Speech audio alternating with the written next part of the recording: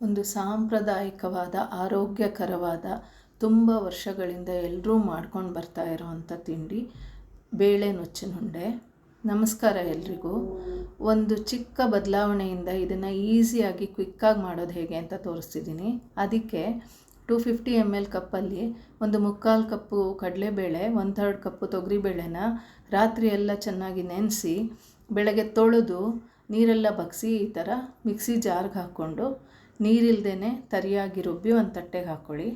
ಅದೇ ಮಿಕ್ಸಿ ಜಾರಲ್ಲಿ ಒಂದು ದೊಡ್ಡ ಹಿಡಿಯಷ್ಟು ಕೊತ್ತಂಬರಿ ಸೊಪ್ಪು, ಒಂದು 6-8 ಖಾರಕ್ಕೆ ತಕ್ಕ ಹಾಗೆ ಹಸಿಮೆಣಸಿನ್ಕಾಯಿ, ಒಂದು ಸ್ವಲ್ಪ ಕರಿಬೇವಿನ ಸೊಪ್ಪು, 1 ಟೇಬಲ್ ಸ್ಪೂನಷ್ಟು ತುರಿದಿರೋ ಶುಂಠಿ, ಒಂದು 1/4 ಟೀ ಸ್ಪೂನು ಇಂಗು, ಒಂದು ಅರ್ಧ ಟೀ ಸ್ಪೂನು ಅರಿಶಿನ, 1 ಟೇಬಲ್ ಸ್ಪೂನ್ ಕಲ್ಲುಪ್ಪು.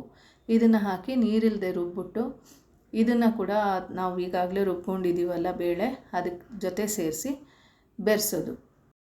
ನೋಡಿ, ಇದೇ ಟ್ರಿಕ್ಕು.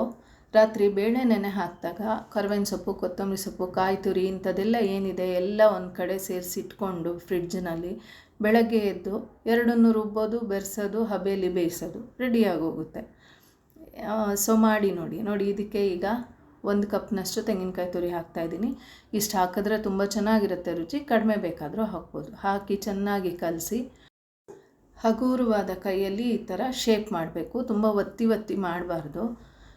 ಈ ಥರ ಮಾಡಿ ತೂತಿರೋ ತಟ್ಟೆಯಲ್ಲಿ ಇಟ್ಟು ಒಂದು 12-13 ನಿಮಿಷ ಹಬೆಯಲ್ಲಿ ಬೇಯಿಸಿದ್ರೆ ಆರೋಗ್ಯಕರವಾದ ಫ್ಯಾಟ್ ಫ್ರೀ, ಎಣ್ಣೆ ಇಲ್ಲ, ತುಪ್ಪ ಇಲ್ಲ, ಬೆಣ್ಣೆ ಇಲ್ಲ ಒಂದು ತಿಂಡಿ ರೆಡಿಯಾಗುತ್ತೆ. ಇದನ್ನು ವಾರದಲ್ಲಿ ಎಷ್ಟೇ ಬ್ಯುಸಿ ಇರೋರು ವಾರದಲ್ಲಿ ಒಂದು 2-3 ದಿನ ಬೇಕಾದರೂ ಮಾಡ್ಕೊಂಡು ಹೋಗ್ಬೋದು. ಬೇಕಾದಷ್ಟು ಪ್ರೋಟೀನ್ ಸಿಗುತ್ತಲ್ವ, ಅದರಿಂದ.